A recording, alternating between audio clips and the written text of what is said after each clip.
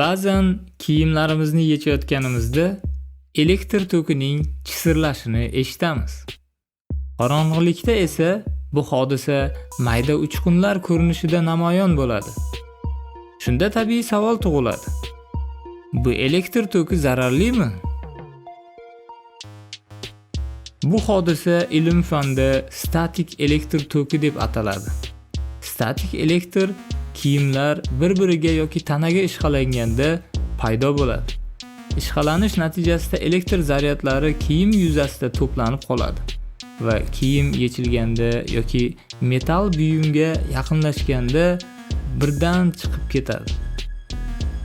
Ushbu jarayon tashqi tomondan qo'rqinchli ko'rinsa-da, statik elektr oddiy elektr tokidan tubdan farq qiladi. U juda qisqa vaqt davom etadi va tanada katta tok oqimini hosil qilmaydi. Shu sababli statik elektr inson salomatligi, jumladan yurak faoliyati uchun zararli hisoblanmaydi. Ya'ni kiyimdan chiqadigan bu elektr kuchli ko'ringaniga qaramay, energiyasi juda kam bo'lgan va asosan teri yuzida chiqib ketadigan xavfsiz hodisadir.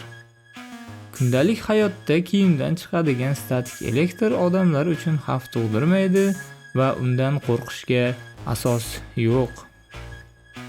Bu elektr bemorlarga ham, sog'lom odamlarga ham zarar qilmaydi.